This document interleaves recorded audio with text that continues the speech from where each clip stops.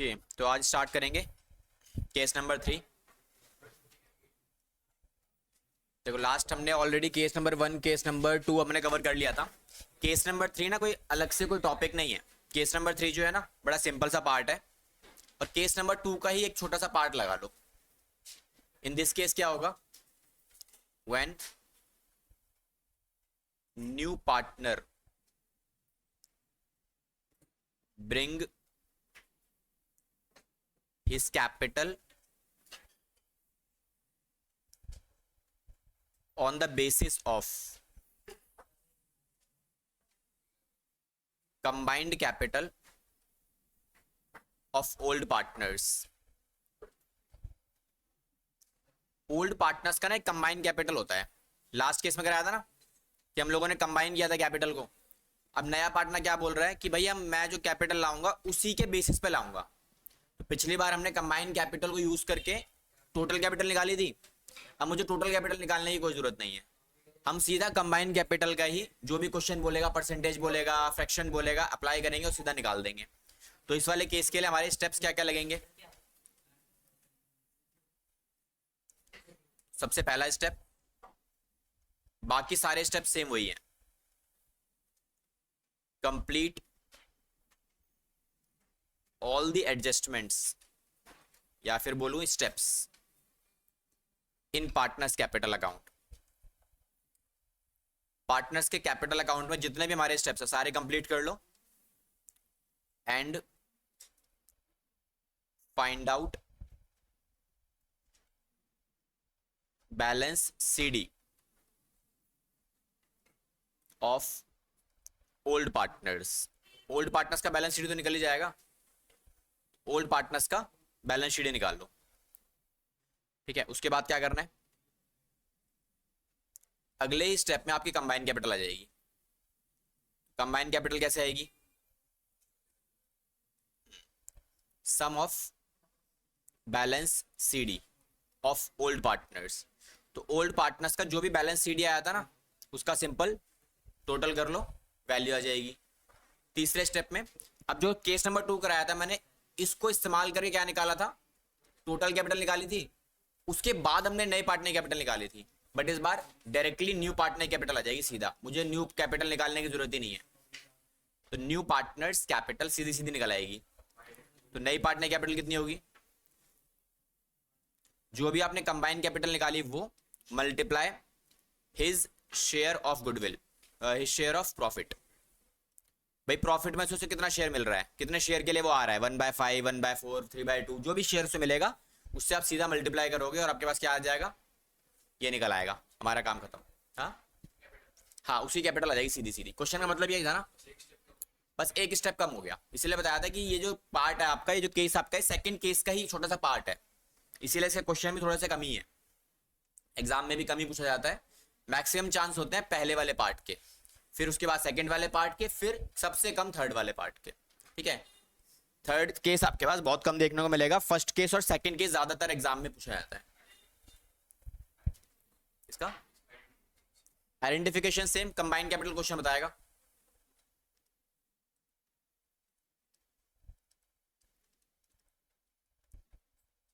Identification में दो मिलेंगे, एक तो सबसे पहला न्यू पार्टनर्स की कैपिटल मिसिंग करके देगा वो,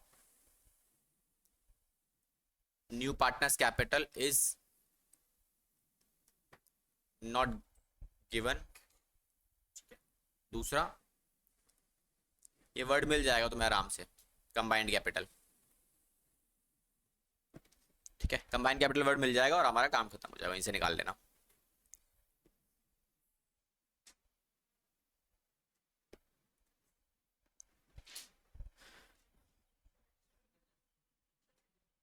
हाँ 77 जिसका हो गया वो 77 का निकालो। केस नंबर 77 का रिवोल्यूशन अकाउंट बनाओ बस। 77, हाँ 77 के बना लो। 77 का रिवोल्यूशन अकाउंट बस, बाकी सारा मैं हम कर लेंगे।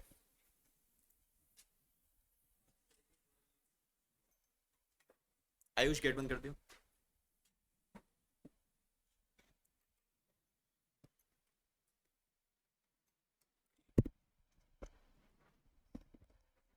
उसका रेवोल्यूशन बनाओ।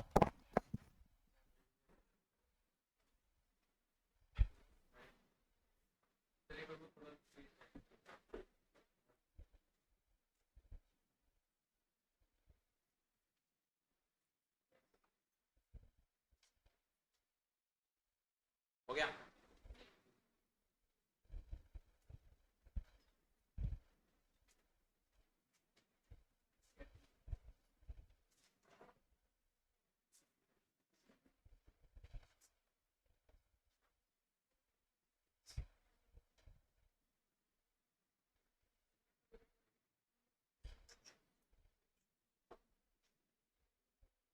Done?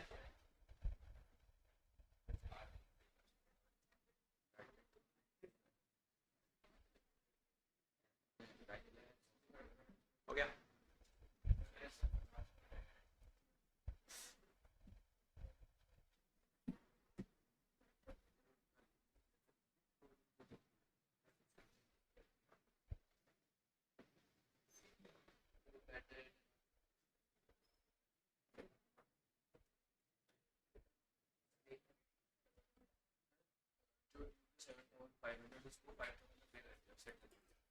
कौन सा? टेट्रस का? टेट्रस का अमाउंट कह रहा है कि टेट्रस के अंदर 7,500 ड्यू थे और हमने इसे पिछले साल मान लिया था कि पैसा डूब गया, अब आगे मतलब 5,000 देके चला गया, फायदा हो गया। किस नाम से लिखेगा? To bad debts recovered. Recovered डूबा हुआ पैसा मिला है।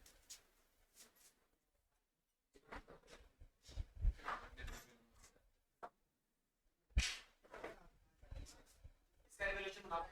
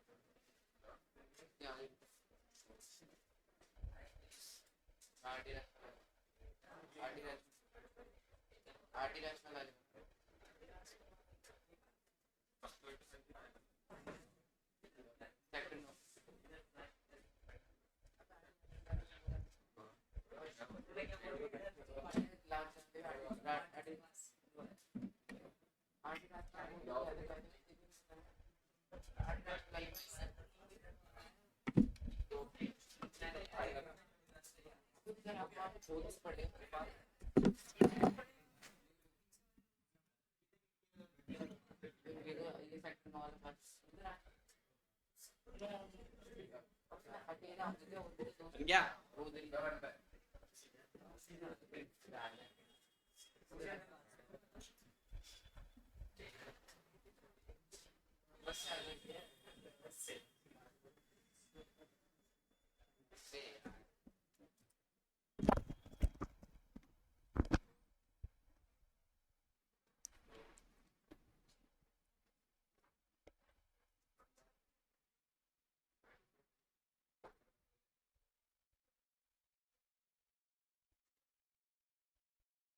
नहीं आ रहा?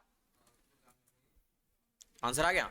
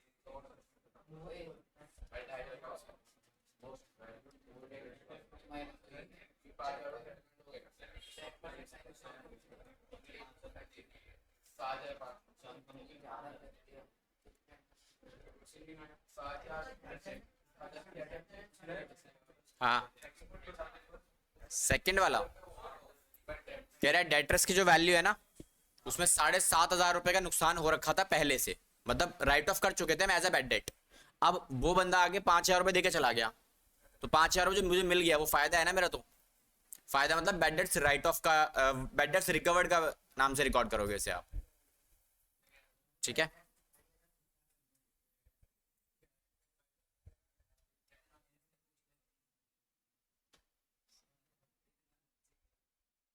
नहीं आया आंसर?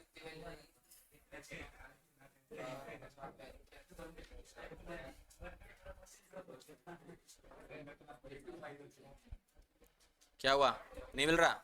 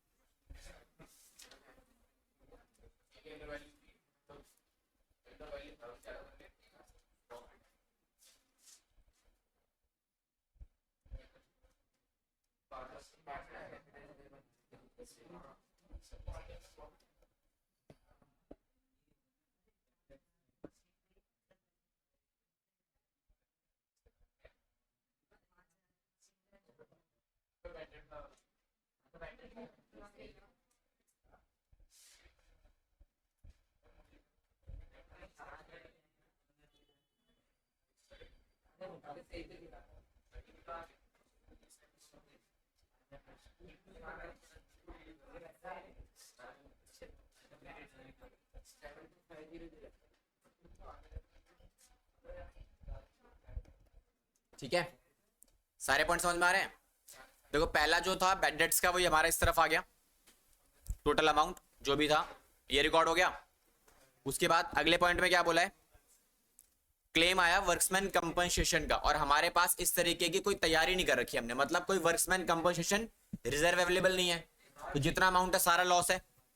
उसके बाद अगले में कहता है मशीनरी जो है वो अंडर वैल्यूड है बाय 5,000, मतलब जो रिकॉर्ड कर रखी है वो कम रिकॉर्ड कर रखी है, ज्यादा करनी पड़ेगी। फायदा हो गया 5,000 फायदा हो गया। उसके बाद स्टॉक के बारे में क्वेश्चन ने क्या बोला है, valued at 10% more than the market value, मतलब मार्केट वैल्यू से 10% ज्यादा लिखा हुआ है, तो जो ये वैल्यू है ना कितना परसेंट होगी, ये 110% होगी ना ये, तो हम क्या करेंगे 110% से डिवाइड कर देंगे सीधा सीधा। तो मार्केट वैल्यू क्या है तुम्हारी 75,000, हमने कितना रिकॉर्ड कर रखा है 82,500, तो डिफरेंस कितना है तुम्हारे पास, लॉस होगा। फ्यूचर में हमें कौन सी वैल्यू रिकॉर्ड करनी पड़ेगी बैलेंस शीट में, ये वाली, तो जितना नुकसान हुआ हमारे को वो कितना रिकॉर्ड करेंगे आप 7,500 का। बस बाकी आइटम हमारे पास कुछ नहीं है। लास्ट जो एडजस्टमेंट है ना इसमें क्या लिखा है, महेश विल ब्रिंग कैपिटल जो बराबर होगी 20% किसका, of the combined capital of Ram and Shyam after all the adjustments, मतलब वही है कि सारी एडजस्टमेंट करके राम और श्याम की कैपिटल निकाल लो, उसे कंबाइन करो, उसका 20% निकाल लो बस, और वही महेश की कैपिटल होगी। क्वेश्चन में कैपिटल मिसिंग है, बस महेश क्या लेके आ रहा है 25,000 रुपए गुडविल का लेके आएगा, वो इन्फॉर्मेशन क्वेश्चन ने दे दी है, कैपिटल की वैल्यू निकालनी पड़ेगी आपको। तो चलो निकालो, सेम काम करेंगे, पार्टनर्स का कैपिटल अकाउंट बनाएंगे। अब पार्टनर्स का कैपिटल अकाउंट कैसे बनेगा, वही फॉर्मेट, तीन पार्टनर्स हैं तो तीनों का अलग अलग क्रिएट करेंगे।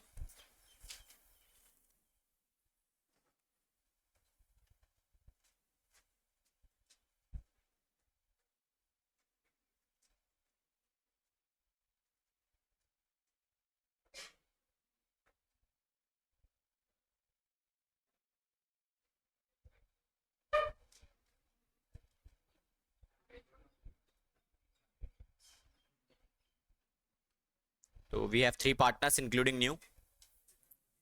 तो सबसे पहले पर्टिकुलर राम, श्याम और एक पार्टनर महेश। राम, श्याम और महेश। ठीक है, तो फाइनल वैल्यू सबसे पहले क्या रिकॉर्ड करेंगे इधर, बैलेंस ब्रॉट डाउन। कितना आएगा बैलेंस ब्रॉट डाउन, 1.5 लाख और 1 लाख रुपए। उसके बाद किसी भी तरीके का कोई distributable item, so we have one distributable item which is 25,000 रुपए, तो ये रिकॉर्ड करेंगे बाय जनरल रिजर्व। 25,000 का अमाउंट है, 3:2 में डिवाइड करेंगे तो क्या अमाउंट आएगा,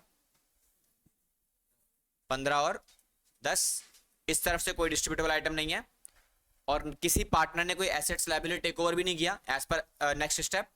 उसके बाद रिवॉल्यूशन का फायदा और नुकसान, तो क्या हुआ था हमारे को, लॉस हुआ है, तो लॉस को रिकॉर्ड करेंगे क्रॉस करके इस तरफ। क्या लिखोगे आप, रिवॉल्यूशन अकाउंट का लॉस अमाउंट कितना आएगा, 6,000 और 4,000। अब बुलाओ नए पार्टनर को, तो when new partner will come he will bring capital, but कितना वो निकालना पड़ेगा।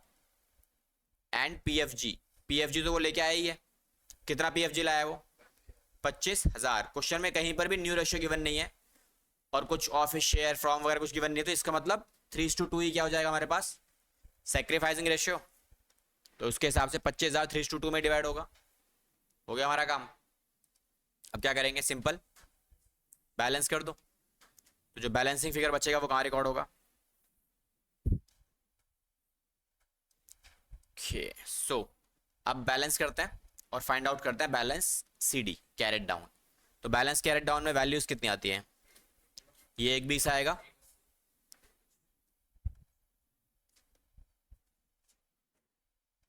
एक 80, 1.20, ये कितना आता है, 1,16,000, 6,000 माइनस करेंगे 1,74,000 रुपीज। ठीक है, इसके बाद क्या करना है नेक्स्ट, अब इसका कैपिटल मुझे निकालना है, ये वाली वैल्यू निकालनी है बस। तो ये वाली वैल्यू कैसे निकलेगी, working notes.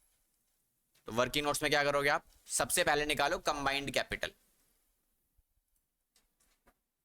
Of Ram and Shyam, कितना आएगा 174 प्लस 1,16,000, कितना अमाउंट आएंगी ये, 2,90,000। कैपिटल आ गया। अब इसी के हिसाब से महेश का कैपिटल निकालना है, तो महेश का कैपिटल कितना आएगा, क्वेश्चन ने क्या बोला था कि कंबाइन कैपिटल का सीधा सीधा 20% लगा देना और वही उसकी कैपिटल हो जाएगी। कितना अमाउंट बनेगा ये, 58,000। ठीक है, 58 आ गया, ये रही कैपिटल महेश की 58। बैंक में लिखेंगे 58, ये हमने कैलकुलेट कर लिया और बाकी अमाउंट सारा इसे बैलेंस कर दो, सेम ही आएगा। तो 58 58 58। अब क्या बनाएंगे, बैलेंस शीट। तो बैलेंस शीट बनाने में कोई प्रॉब्लम ऐसे ही नहीं है, कुछ नहीं करना।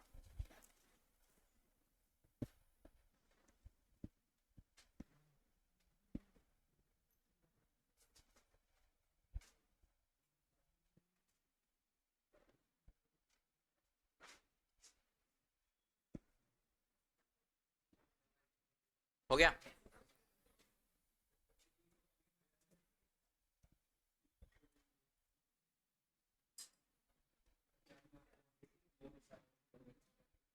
क्या बनाएंगे, बैलेंस शीट। बैलेंस शीट तो वैसे ही सिंपल सी बनेगी कि बैलेंस शीट में तो वैसे ही हमें कुछ नहीं करना होता, बस जहां चेंजेस आए वहां रिकॉर्ड करो, जो नहीं है उसे छोड़ दो।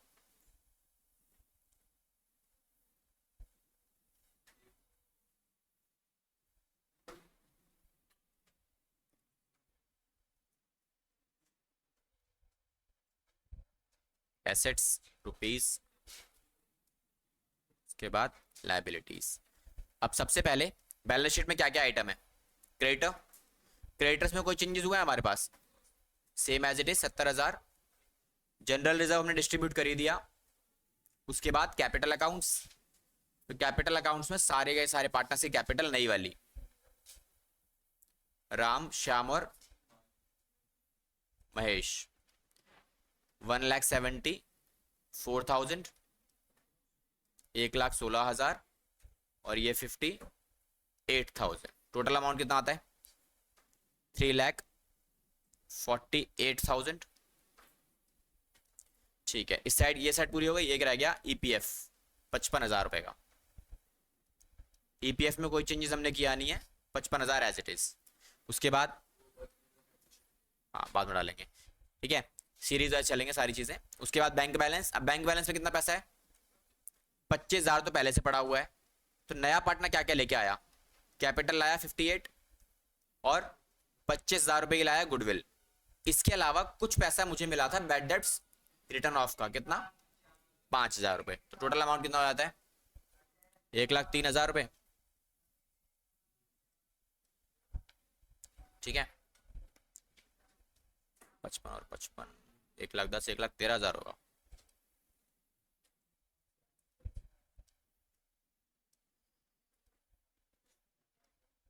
ठीक है, इसके बाद डेटर की वैल्यू सेम रहेगी। डेटर्स में हमें कुछ चेंजेस किए ही नहीं है, ना कोई हमारे पास एडजस्टमेंट्स थी डेटर्स में। तो 1,62,500 minus provision for doubtful debts 12,500 रुपए एज इट इज। ये सेम टोटल अमाउंट 1.5 लाख। उसके बाद स्टॉक, स्टॉक अपनी फ्यूचर वैल्यू पे आएगा जो हमने ऑलरेडी कैलकुलेट करी ली थी, 75,000 की मार्केट वैल्यू। उसके बाद मशीनरी, मशीनरी कितने की हो गई थी? क्वेश्चन ने कहा था अंडर वैल्यूड है ये, तो बढ़ानी पड़ेगी वैल्यू। 147,500। ठीक है, ये भी हो गया। तो सारी वैल्यू हमारे पास क्लियर हो गई। अब लास्ट स्टेप क्या रहेगा? चेकआउट और रिवैल्यूएशन अकाउंट। क्या सब कुछ कर दिया? क्लेम ये रिकॉर्ड नहीं हुआ, तो क्लेम आएगा किस तरफ? यहां डाल देंगे, क्लेम ऑन वर्क्समैन कंपनसेशन 12,500। उसके बाद स्टॉक हमने कर दिया। बैड डेब्ट्स वाला पॉइंट ये भी हमारा हो गया, मशीनरी वाला भी हो चुका है, ये तो हमने कर ही दिया पार्टनर्स कैपिटल में। At last just make a total और आपका मैच कर जाएगा। ठीक है, नया बैड डेब्ट्स राइट ऑफ हुआ था ना, वो वाला।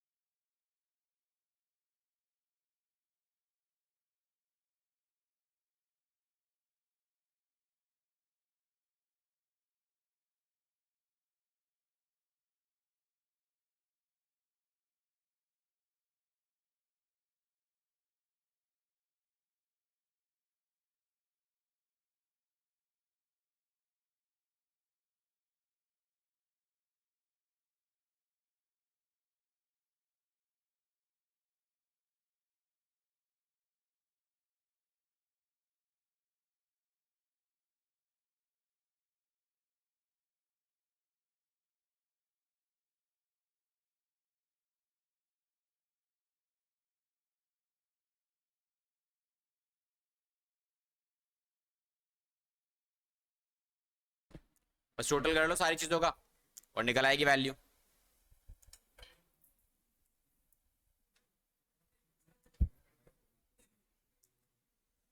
हम्म, 70,000 प्लस 3,48,000 सही आ रही है वैल्यू।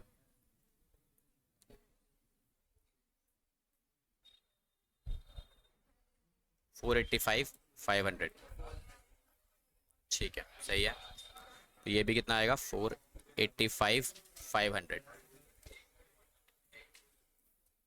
1,13,000 plus 1,50,000 plus 75,000 plus 147,500। ठीक है, तो दोनों साइड मैच हो रही है, मतलब ठीक है सारा। डन हो गया सबका?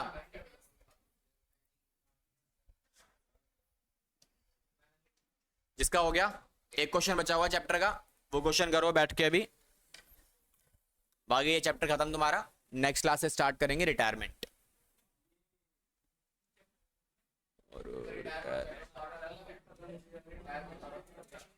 हाँ, रिटायरमेंट प्लान की जा सकती है, डेथ में प्लानिंग नहीं होती, बिन बुलाया जाती है ना।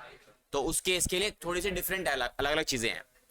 अब डेथ वाले केस में ना आपको क्या करना पड़ा, प्रॉफिट की कैलकुलेशन अलग से करनी पड़ती है, वो एक सेपरेट टॉपिक है, बाकी सारा काम सेम है।